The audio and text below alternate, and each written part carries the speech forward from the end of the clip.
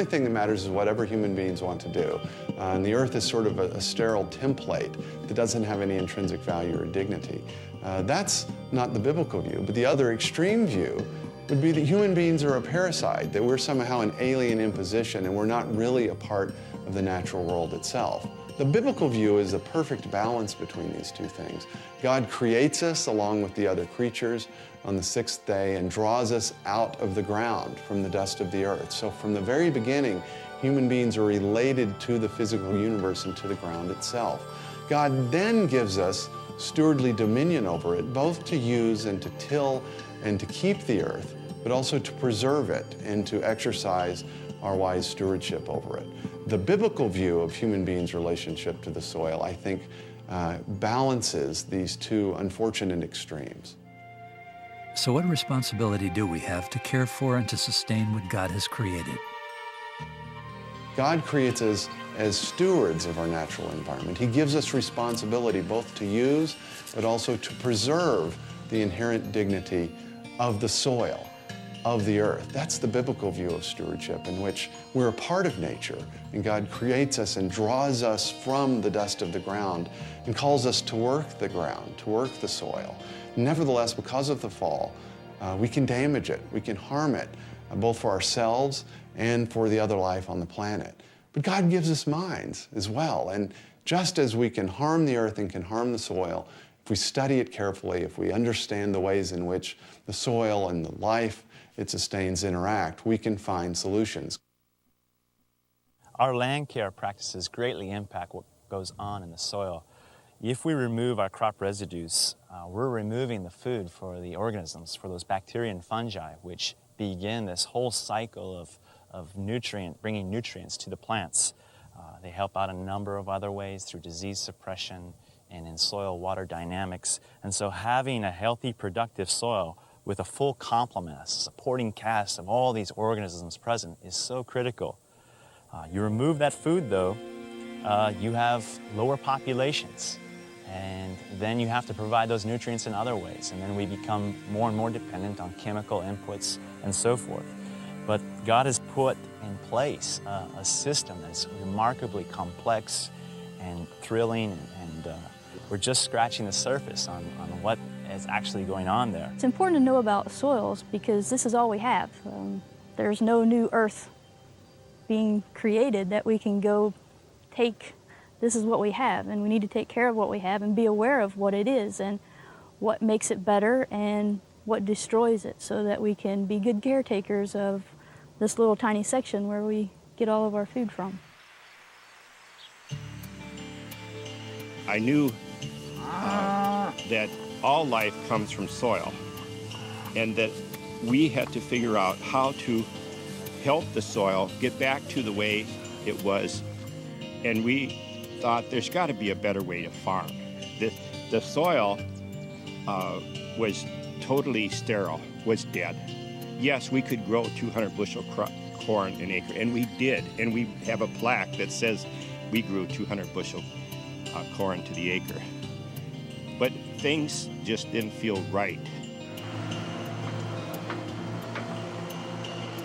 One of the things that inspired us to change our farming practices from a row crop type of farming, industrial farming, corn, soybeans, to an all grass-based farming system, it's a much healthier system. If we're to survive as a people and as an earth, we need healthy soils. There's no question, without a living, healthy soil, be no existence in the future. We went to the whole entire grass-based system, utilizing cattle. The cattle do the harvesting and the cattle do the fertilizing. We manage the grass and we manage the cattle. Because we're, like Dorothy says, what are we? Caretakers. Caretakers. Yeah. We're not here forever. The land will be.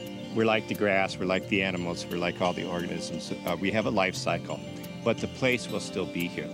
So as you're looking around the farm, you're actually looking at the soul of Dorothy and I, of how we want our farm to look. One of the things that we've done in an industrial food system is we've removed the animals from the land. So the animals are in feedlots in the middle of the country, and the farmers with their fields that could use that composted animal manure are on the periphery. and miles away. And so we really need to start thinking about soil conservation, farm conservation, where our food comes from. Obviously really, really important issues as we go into this new century. Outside Grand Rapids, Michigan is the community-sponsored agricultural farm Trillium Haven. Their owners, Michael and Anya Vanderbrug, are raising pesticide-free crops without the use of chemical fertilizers for consumption by themselves and other shareholders of the 50-acre farm. Anya also enjoys teaching farm visitors about what they're doing. It's not just for us to use and abuse and use up, but that hopefully our children, and if not them, someone else is going to have this farm, and it's going to be able to feed Grand Rapids and feed the people around here for hundreds and hundreds of years, which is how, like the Chinese had little tiny plots of land that they had for 7,000 years because they knew feed it and feed it and feed it, and it'll feed you back. You don't just use up your soil and use up your land. And so everything that we do in all our farming practices here, we want to increase the productivity and the health of our soils. We don't practice burning or intensive tillage. We're promoting those ideas, those techniques that favor an accumulation of life below the ground, because this is what supports life above the ground. ECHO analyzes local environments and their resources, whether in Indonesia or Siberia, and seeks to provide an inexpensive and successful program of sustainable food production. The world's poor often get the worst land, and the worst land in terms of farming is often steep hillsides. You're often far from markets. It's difficult to bring your produce and your crops into the cities to sell. But the other significant factor is these steep slopes, which are constantly exposed to rain, and when that rain hits this steep grade, it obviously has this effect of taking with it soil. And your lightweight soil, which happens to be organic matter, that decaying leaves and sticks and such, is some of your most important material in your soil. So to lose that is really hard for farmers. And so you often see the poorest quality soil on steep hillsides. There's several ways to minimize soil erosion on hillsides. One method you see here is planting the contour with tree species. It's a hedgerow of densely planted leguminous trees. And these leguminous trees do a number of things. They anchor the soil. They're a wall that when the water hits it, the water goes through, allows the water to go through and leave behind the precious soil.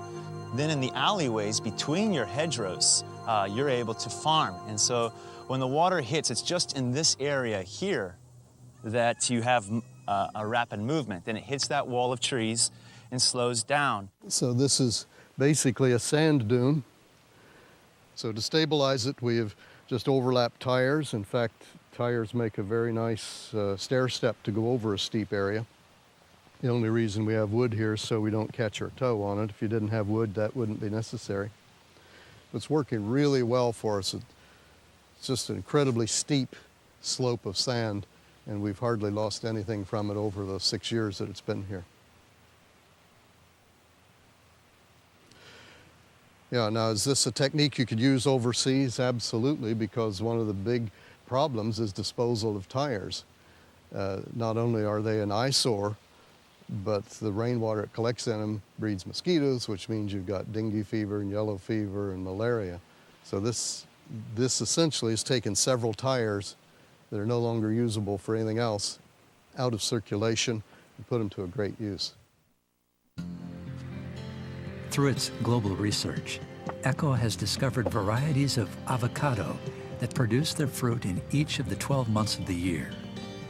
By grafting these varieties into local avocado seedlings, growers can have fruit all year long. The trees that we grow in the nursery at ECHO, many of them are sent overseas to missionaries or development workers who are in the field who are wanting to bring in some improved tropical fruit trees to their area, such as improved varieties of avocado or mango or citrus or some things that have potential to be of great benefit to the people they work with but aren't yet in the area. So if we as an organization, as ECHO, can get high quality selected varieties of avocado into people's hands so that not just 1 month of the year we have avocado, but say 12 months of the year we have production, we've done a great service to that community. So we choose our main bud. On this one, we're going to choose that big one there. Let this flourish, just as this one has. Take off these side buds, and so it becomes our new tree.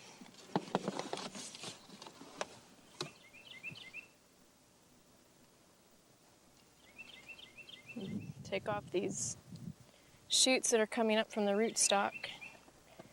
This one here was an example of how you would graft in a developing country where you don't have all the same supplies that we have here in America.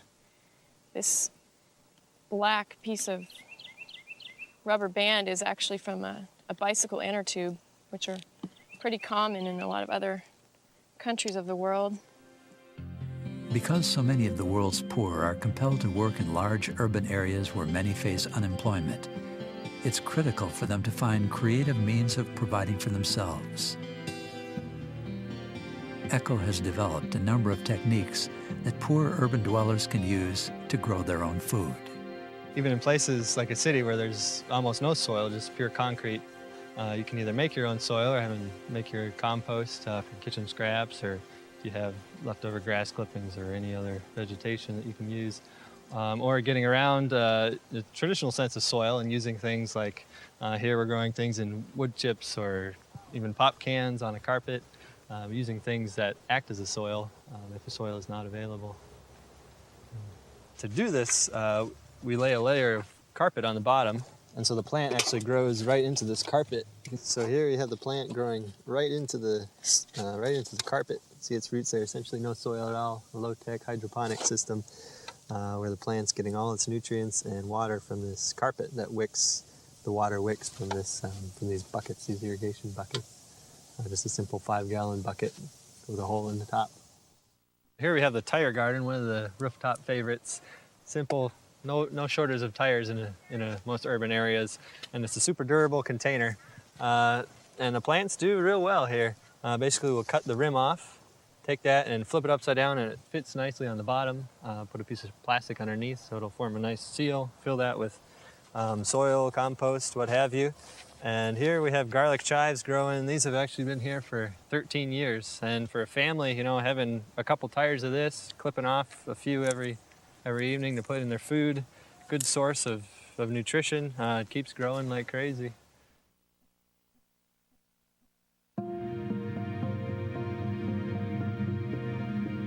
God created the world and the universe good and very good in the beginning, and we're promised in the age to come not simply some angelic state of pure immateriality, but a transformed heaven and earth, a transformed physical world which is good in its original created form, is fallen and is groaning in travails until the consummation of the new heavens and the earth to come. We now occupy the time between the original good Garden of Eden and the coming new earth, where we will once again have the opportunity to live in harmony with our Creator and with the rest of His creation. We also live now with our Creator's mandate to be fruitful and to multiply in the good yet imperfect world. And so, as caretakers of the land, we are left in time and in tension between these two worlds. Years ago, an influential Christian thinker named Francis Schaeffer gave us some help for living between these two worlds when he wrote, "If individually and in the Christian community, I treat with integrity the things God has made, and treat them this way lovingly because they are His, things change. If I love the lover, I love what the lover has made."